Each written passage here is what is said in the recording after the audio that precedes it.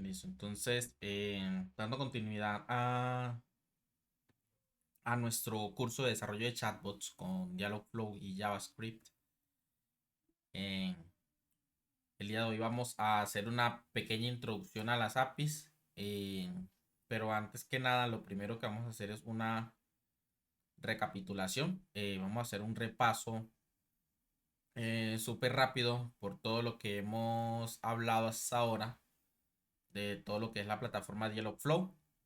Luego voy a responder dudas que hayan surgido en el momento en que estaban creando el chatbot que les pedí la clase pasada que hicieran, que es el que van a estar utilizando durante el proceso de la cursada.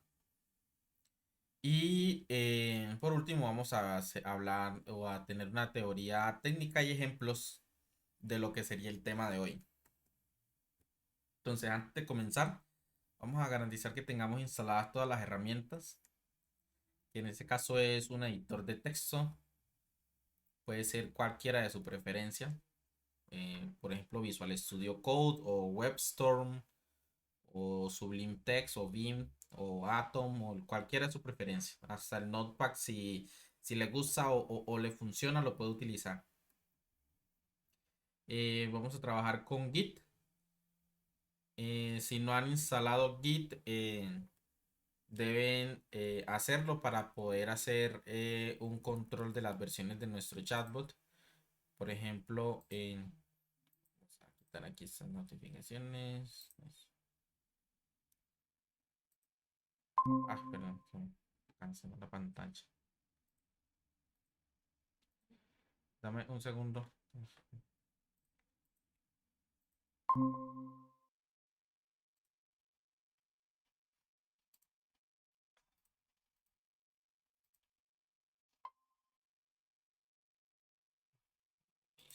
¿Cómo se ve ahí mi pantalla?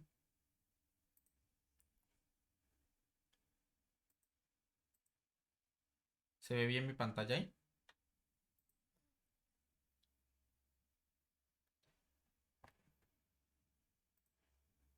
Hola, ¿cómo me escuchas? ¿Ahí me escuchas bien? ¿Se ve mi pantalla?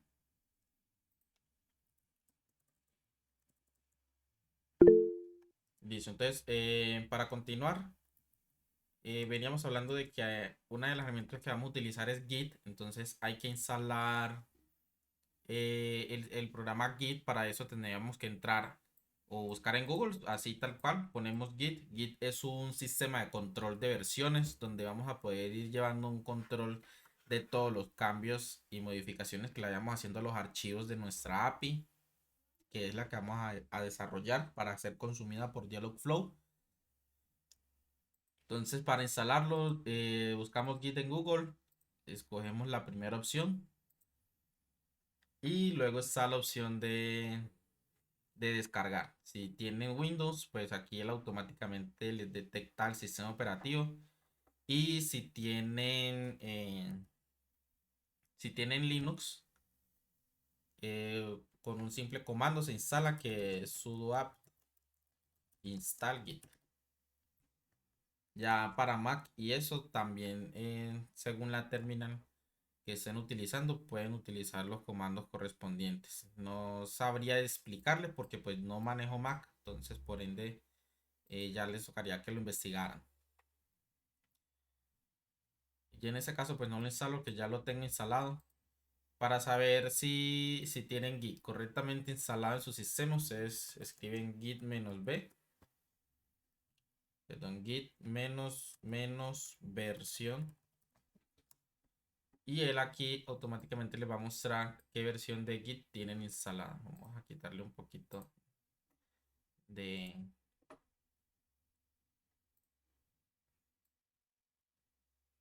eso, para que se vea mejor. Entonces, él aquí les muestra qué versión tienen instalada. Eso en el caso de cualquier sistema operativo, este comando les va a funcionar si tienen instalado Git dentro de la consola. Bueno, luego de que tengamos el Git instalado, vamos a crear una cuenta en GitHub. GitHub es un servidor de repositorios de Git donde podemos subir todos los repositorios de Git y de ese modo poder tener como un backup o una copia en la nube de nuestros archivos o del archivo de nuestro programa.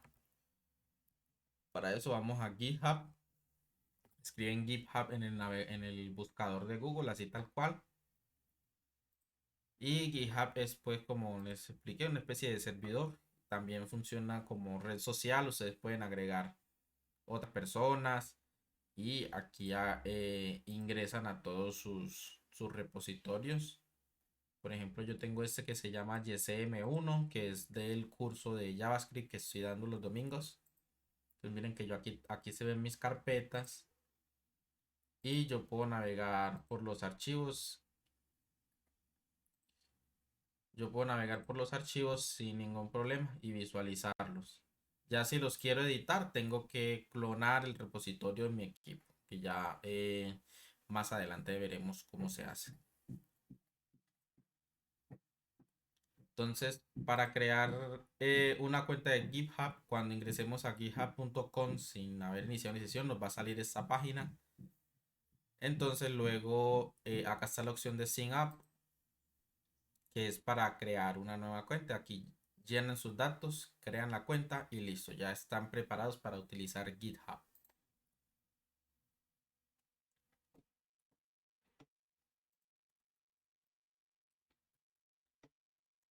Luego vamos a instalar Node.js. Node.js es un entorno de ejecución de JavaScript del lado del servidor que nos permite programar en JavaScript como lenguaje backend para poder escribir código de JavaScript para nuestras aplicaciones. En este caso, nosotros vamos a estar escribiendo una API que va a interactuar con nuestro chatbot de Dialogflow. Entonces, para instalar Node.js, lo que deben hacer es, igualmente que en los casos anteriores, en el buscador de Google, escribir Node, si utilizan Windows. Y en la página principal de Node van a instalar la versión LTS. Siempre la versión LTS. Y una vez que lo instalen, si van a lo descarguen y lo instalen, si van a su consola de comandos y escriben node-b, el sistema les va a mostrar la versión que tienen instalada. En este caso yo tengo la versión 14.16.0, que esto básicamente nos sirve para ejecutar código JavaScript. Por ejemplo, si yo escribo aquí Node, miren que ahí inicio la consola de Node, yo puedo comenzar a programar en JavaScript. Entonces yo, por ejemplo, aquí llevar algo igual y le digo que esto vale hola mundo.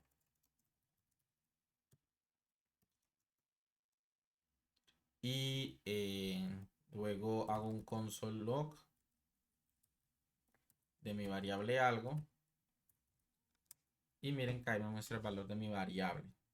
Entonces, básicamente para eso es eh, el aplicativo Node.js para poder ejecutar código JavaScript del lado del servidor. Ya que recuerden que JavaScript fue un lenguaje de programación que fue pensado principalmente para ser ejecutado directamente en el navegador del usuario. Vamos a trabajar con dos APIs ya generadas, aparte de la que nosotros vamos a crear. La primera es la de Slack y vamos a utilizar Slack Bolt, que es la SDK. El Bolt es el SDK o es como un kit de herramientas de desarrollo para consumir la API de Slack y poder interactuar con el aplicativo, ya sean los chats, entonces es como una librería que tiene ya muchas funciones escritas que nosotros podemos utilizar para de forma fácil interactuar con la API de Slack. Y al igual que Telegram también vamos a utilizar su SDK. Vamos a trabajar como ya lo veníamos haciendo con Dialogflow de la Google Cloud Platform, que básicamente lo que nos sirve es para desarrollar toda la lógica conversacional de nuestro chatbot y todo lo que es el procesamiento del lenguaje natural, que es para que nuestro chatbot entienda todo lo que la persona o el cliente o el usuario le escriba. Vamos a trabajar con Postman. Postman es un programa que nos sirve para hacer peticiones a una API desde nuestro equipo. Entonces, para instalar Postman, escriben Postman en Google y le dan a la opción que dice descargar Postman. Y ya aquí le sale la opción para descargar. Él les detecta el sistema operativo y ya ustedes simplemente lo descargan y lo instalan. Si es en Linux, con un simple comando sería sudo snap install Postman. Yo no lo tengo instalado todavía, entonces vamos a dejarlo ahí descargando mientras continuamos con las otras herramientas. Luego de que instalemos Postman, vamos a necesitar, vamos también a utilizar Heroku, que es un sistema de plataforma como servicio, es decir, que nos presta un servicio de servidores en la nube o servidores dedicados, por decirlo así, donde nosotros podemos subir nuestro código, ejecutarlo y hacerlo que sea accesible desde cualquier parte. Entonces, mientras tanto, pues eso ya lo vamos a hacer cuando vayamos a hacer el deploy de nuestra API. Pero mientras tanto pueden ir creando la cuenta, deben en Google escriben Heroku con K.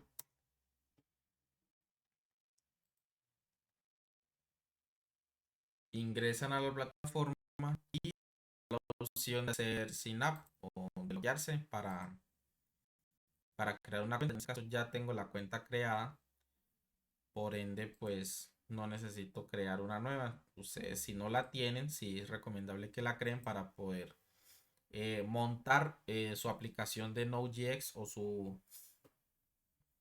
o su API en este servidor y así poder accederlo desde la web.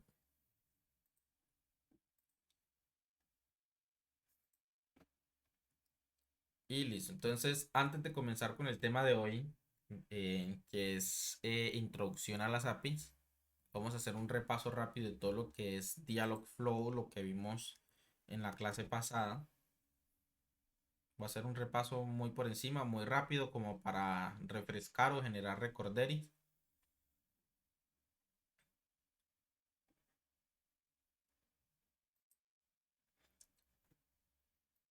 Recuerden que la plataforma Dialogflow se accede desde el link en https dialogflow.cloud.google.com. Una vez ingresan e inician sesión con su cuenta de Google, siempre es con la cuenta de Google, les va a salir esta interfaz o les va a salir la opción de crear un nuevo agente si aún no tienen ninguno. Por ejemplo, si ya tenemos un agente creado o tenemos varios, acá en la esquina superior izquierda, donde está el nombre del agente, podemos seleccionar alguno de los agentes que ya tengamos creados para de ese modo comenzar a gestionar todo lo que lo conforma. Que recuerden que un agente está conformado por intents o intenciones, que son los que determinan qué quiere hacer el cliente con base a lo que dijo.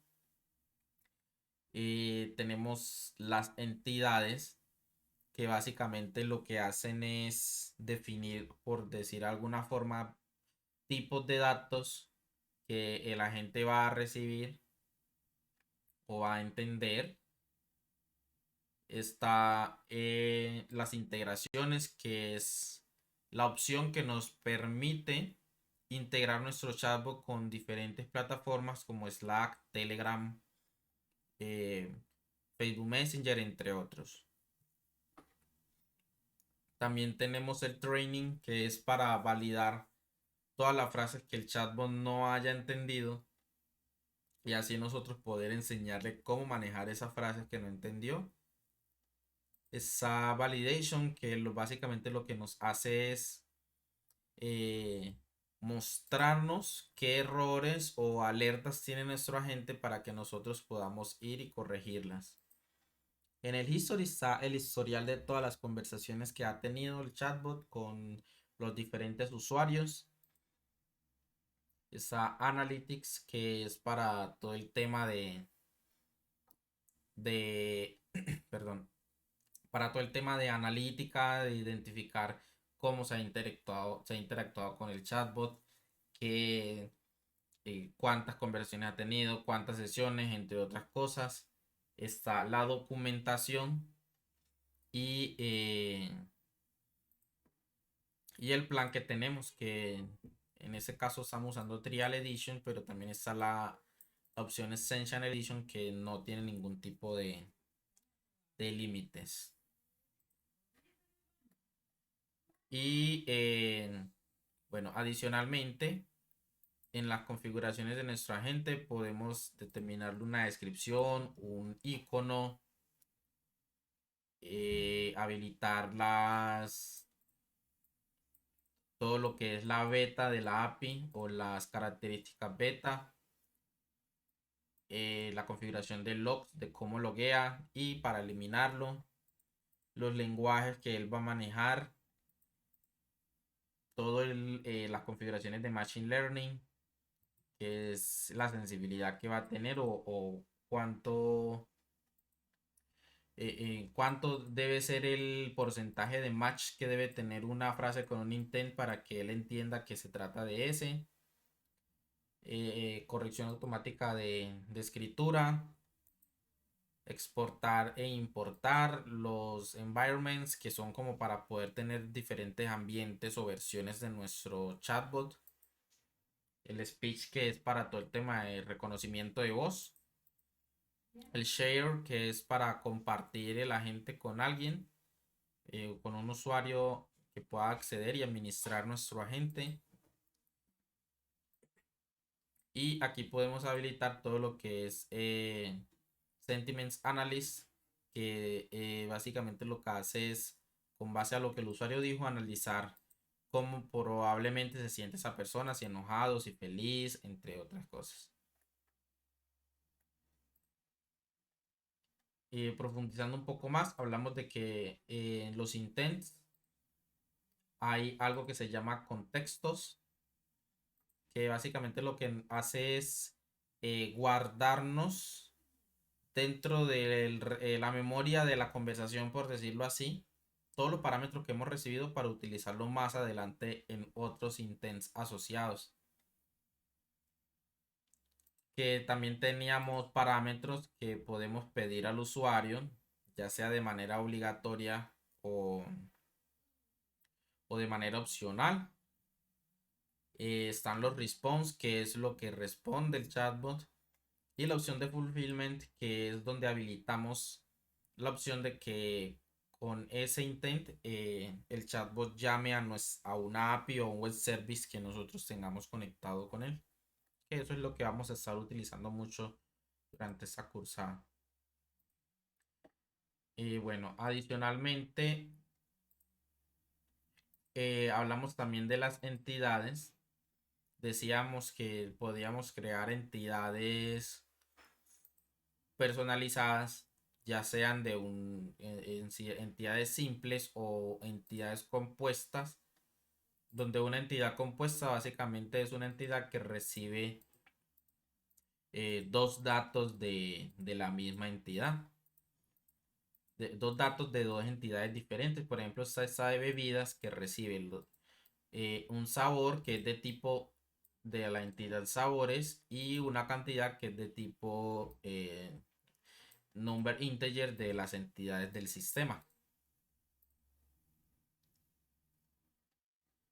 Y eso sería pues como así por encima o muy rápido todo lo que sería pues un recorderis de todo lo que vimos dentro de de nuestro chat. Pues ya esta opción de fulfillment la vamos a ver más a detalle o más a profundidad durante todo el proceso de creación de la API, que es con la que vamos a poder conectar nuestro chatbot a nuestro sistema de APIs o a nuestro web service, donde nos podemos darle información o guardar o recibir información del chatbot y guardarle en una base de datos, entre otras cosas. Listo, entonces ya para comenzar con el tema de hoy, vamos a dar una pequeña introducción a lo que es una API o todo lo que es una API. Una API básicamente es como una interfaz con la que nosotros escribimos o diseñamos de forma programática para que otras aplicaciones puedan interactuar con nuestra aplicación. Por ejemplo, yo tengo una aplicación que se llama Pixero y yo puedo crear una API que básicamente es un servidor o un código que recibe peticiones de otras aplicaciones y se comunican por un protocolo ya existente como HTTP, por ejemplo. Y sin importar en qué idioma o qué lenguaje estén escritas ambas aplicaciones, la API, al ser algo estándar, puede garantizar o facilitar la comunicación entre ambas aplicaciones. Por lo general, la forma de intercambiar información entre una aplicación y otra mediante una API es en formato JSON o XML. Ya más adelante vamos a ver qué es JSON y su sintaxis, que es el formato que vamos a utilizar en nuestra API. Entonces, ¿cómo funciona una API REST? En una API REST hay hay diferentes estructuras o diferentes componentes que conforman su estructura. Una es las llamadas a la API, donde básicamente eh, manejamos cada una de las peticiones que se le hace a la API. Y esas peticiones pueden ser ya sea creación de recursos, eh, una respuesta a la creación de esos recursos, una actualización de recursos o una eliminación de recursos, que también ya más adelante vamos a profundizar en cada uno de ellos. Entonces, en las llamadas a la API, las API se implementan siempre como peticiones HTTP, donde lo primero que hay es una URL.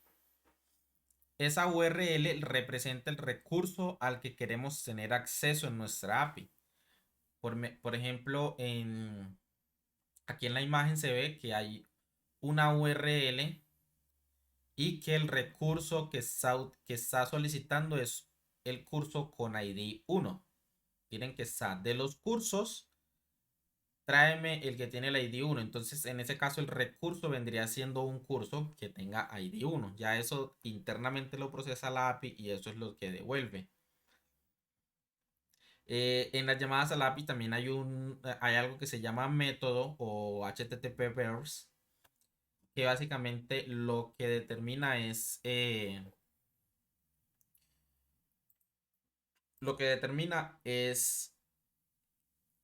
es lo que o de qué forma estoy llamando yo a la API. Hay varios métodos que son el método get, el método post, el método put. Ya voy a explicar qué significa cada uno de ellos. Donde yo le digo a la API cómo manejar la petición que le estoy haciendo o de qué forma se la estoy enviando. También está el código de estado HTTP, que es la respuesta que la API da a esa llamada. Que esa respuesta pues puede ser un código, por ejemplo, un 200 para cuando el recurso se encuentra y se carga correctamente, o un 404 que es un not found o no encontrado, que es cuando nosotros intentamos acceder a un recurso de nuestra API que no existe.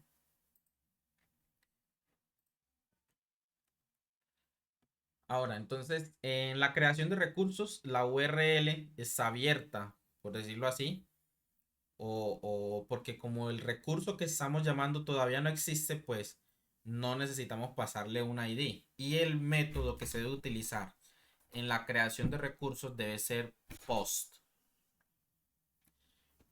Por ejemplo, en la imagen donde está aquí, vemos que se está accediendo al recurso comentarios. Si vemos, por ejemplo, en el primer ejemplo, miren que acá se está haciendo al recurso cursos con un ID. Es decir, que ese probablemente sea un get. Miren que acá abajo, más abajo nos lo muestra. Y le estamos pasando un ID que es el 1 para que él sepa a qué curso estoy tratando de acceder. En cambio, cuando hago un método post, que es para crear un recurso, yo no envío ningún ID porque miren, yo no estoy pidiendo ningún recurso, al contrario, estoy creando un nuevo recurso, que en ese caso del ejemplo es un comentario. Eh, Luego de que se genera todo lo que es la creación de recursos, la API nos va a devolver una respuesta con un código de respuesta para que nuestra aplicación que hace la llamada pueda entender de qué se trata. Hay diferentes códigos de respuesta que puede devolver la API, que son 403, que es acceso prohibido o no autorizado. Está el código 400, que es petición incorrecta. Por ejemplo, cuando el valor o algo que se le envió no concuerda con la información que requiere la API para poder procesar lo que le enviamos. Por ejemplo, digamos una creación de un usuario que obligatoriamente tenemos que mandar el email y no lo mandamos, entonces ahí deberíamos devolver un 400 en nuestra API para que la aplicación que la llamó sepa que algo estuvo mal en su petición.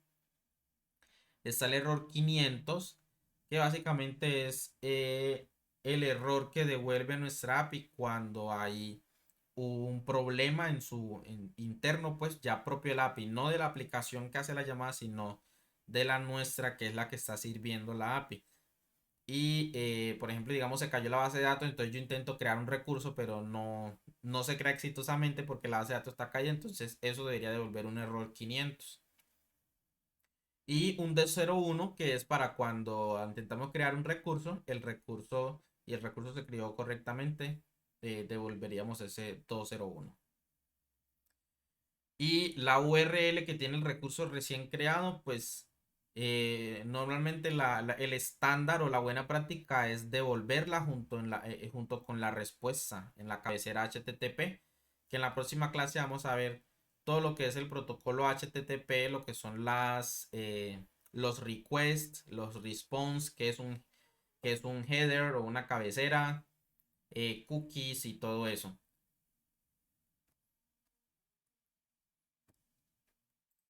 Bueno, y luego, en la actualización de recursos, el método que se debe utilizar es el método put, que, bueno, aquí no lo coloqué en la presentación, pero bueno, en la creación de recursos, sí, miren aquí, el método que se debe utilizar es post, para que la API sepa que es un nuevo recurso el que se va a crear. Claro, si yo de pronto, y si yo de pronto pongo en una función que recibe un método put y yo le pongo toda la lógica para que no me cree un nuevo o no me actualice un recurso, sino que me devuelva un recurso, pues él lo va a hacer, pero no es correcto ya que estamos usando el método incorrecto para algo que no corresponde. Ya eso lo vamos a ver más a detalle durante el proceso de la creación de nuestra API. Entonces, en la actualización de recursos debemos usar put eh, y la idea es que cuando utilicemos el método put se van a actualizar todos los datos del recurso que estemos requiriendo. Hay otro método que se llama patch, que ese se utiliza más que todo para cambiar solamente algunos datos del recurso. Por ejemplo, si tengo un usuario y utilizo el método put, la idea es que si yo voy a usar el método put sea para actualizar todos los datos de mi usuario.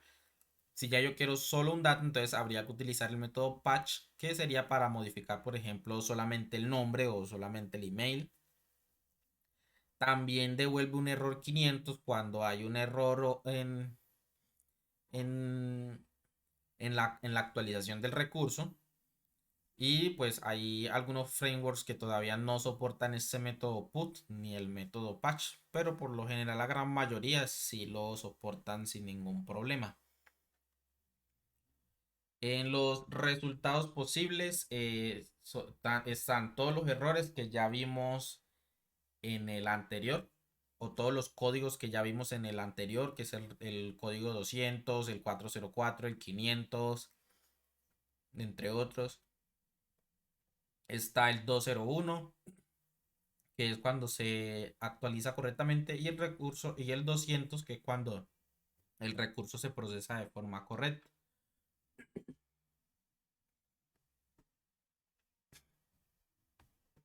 Ahora, para eliminar recursos, se utiliza el método delete en nuestra petición HTTP, y algunos de los resultados posibles son el código 200, que es OK cuando todo funciona correctamente. El 404, que es no encontrado cuando intentamos, por ejemplo, eliminar un recurso que no existe. El 500, que ya lo vimos en presentaciones anteriores, que básicamente es para decirle a la aplicación que nos está haciendo la llamada que algo salió mal de nuestro lado. Y ya si por ejemplo nosotros eliminamos un recurso con el método delete, si nosotros volvemos a hacer una petición, ya sea get, por ejemplo, al recurso que estamos llamando, esa petición get debería volver 404, que sería not found o no encontrado, porque ya dejaría de existir. Y básicamente esa es pues todo el contenido de la clase de hoy, súper corta, ya que pues la idea es que puedan estudiar ahorita y todo lo que es esta semana, tratar de leer mucho sobre qué es una API, estructuras de APIs, ejemplos, también sobre HTTPS, porque la próxima clase sí va a ser bastante intensiva, entonces la idea es que ya lleguen con nociones o algo de información respecto a todo eso. Entonces, en la próxima clase vamos a hablar de todo lo que es el protocolo HTTPS. Ya vamos a empezar a tener interacción con código, con APIs. Vamos a empezar a llamar APIs, ver qué nos devuelven y todo eso. Ahorita voy a hacer un pequeño ejemplo de, por ejemplo, vamos a buscar aquí JSON. Déjame, yo busco una API por aquí y muestro más o menos cómo sería el ejemplo de trabajar con la información que nos devuelve una API cuando nosotros la llamamos.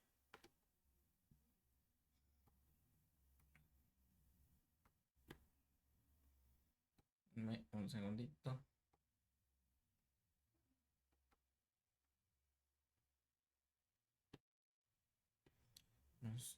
JSON placeholder. Entonces, miren, por ejemplo, aquí estamos haciendo petición a una API que está en esta dirección. Estamos buscando los usuarios con ID 1. Entonces, miren que aquí nos devuelve en formato JSON un usuario que tiene un ID, tiene un nombre, tiene un username, un email, tiene todo lo que es la información de, de contacto, de dirección, teléfono, website. Ese JSON placeholder es una API de ejemplo que podemos utilizar para practicar. Tiene información pues así como falsa para que nos sirve o nos es de mucha utilidad para nosotros poder trabajar y hacer pruebas con nuestro código. Voy a dejar por aquí el link.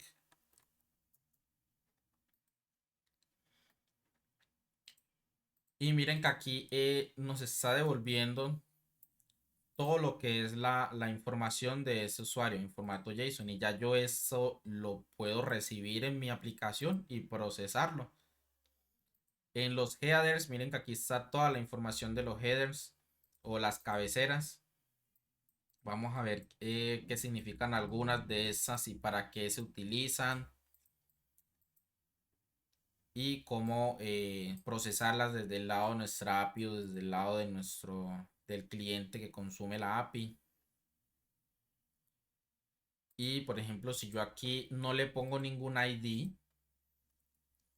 me devuelve todos los usuarios que hay.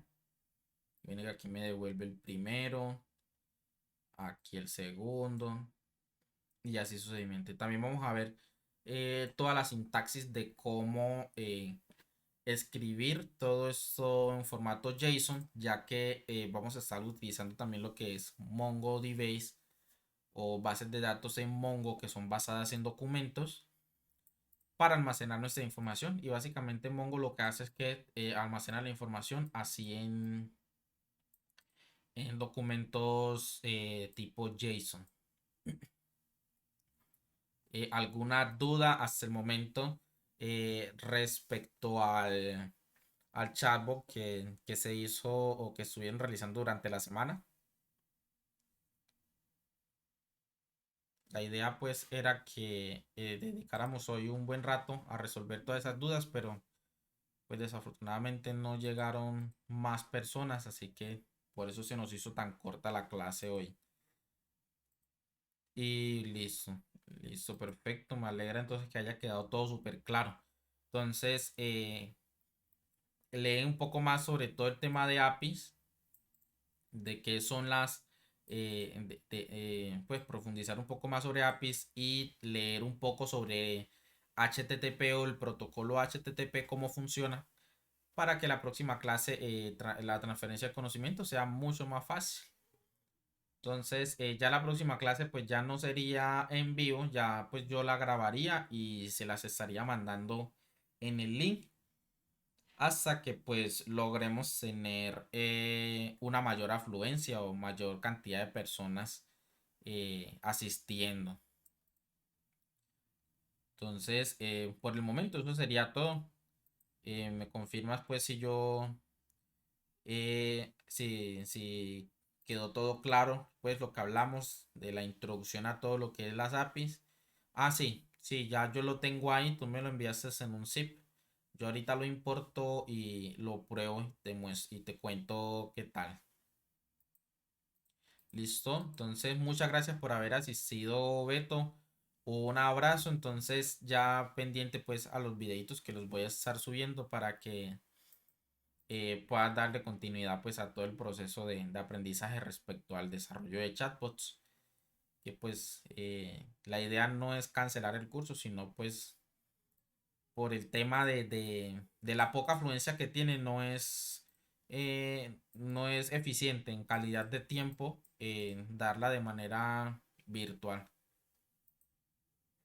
Entonces, que esté súper bien. Entonces, nos estamos en contacto por ahí por el Slack. O también tienes mis teléfonos y mis contactos. Eso me salió un poquito aquí.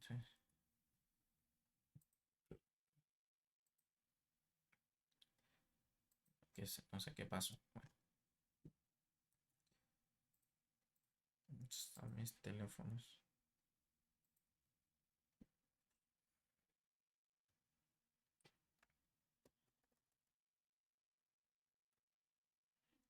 Ahí está mi teléfono y mi correo electrónico también, por si quieres escribirme. Y también puedes hacerlo pues ya directamente al Slack. Y eso sería pues ya todo por hoy. Y pues como no vinieron todos, se hizo súper corta la clase porque pues no tomamos el tiempo para responder todas las dudas y las correcciones que hayan salido pues respecto a todo el tema de sus chatbots. Eso, hasta luego. Bye bye.